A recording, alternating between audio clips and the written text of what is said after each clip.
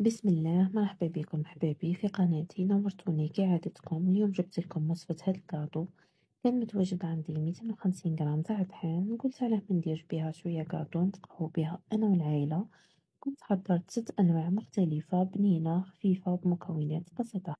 خليكم معايا في الوصفة وطريقة التحضير. الوصفة تاعنا راح نحتاجو 250 غرام تاع دهن، كأس سكر رطب، كأس مايزينا، قرصة تاع الملح لافاني، حبة بيض كاملة، وصفار بيضة. هاد المكونات تاعنا راح نلمهم كامل ونخلطوهم بالباتر.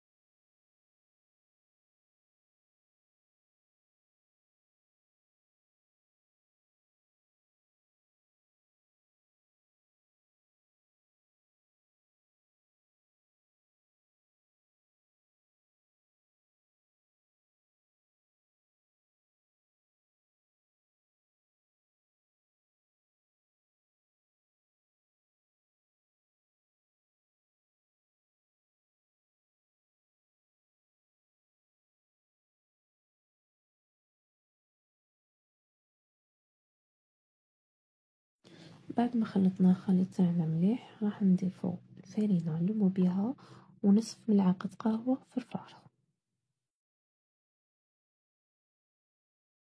انا هاد العجينة معتمدتها دايما وما نستغناش عليها. بعد ما نلمو العجينة تاعنا راح نديروها في ليمون ونثقبوها قبل ما نطيبوها. بعد ما ندخلوها في الفرن طيب قعدوا 5 دقايق وحلوا عليها. اذا لقيتو العجينة تاعكم طالعة هودوها بصبع.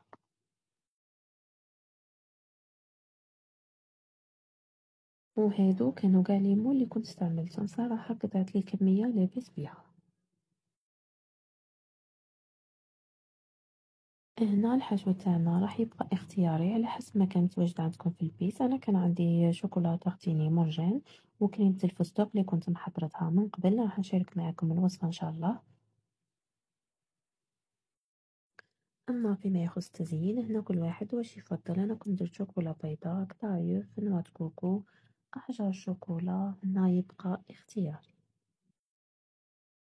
وهكا نكونوا كملنا وصفتنا نهار اليوم. نتمنى انها تعجبكم. ما تنساوش تدعموني وتشتركوا في القناة. ربي يرزقكم الصحة والهنا ويبارك في وقتكم وحبابكم. مع السلامة في فيديو جديد في رعاية الله وحفظه.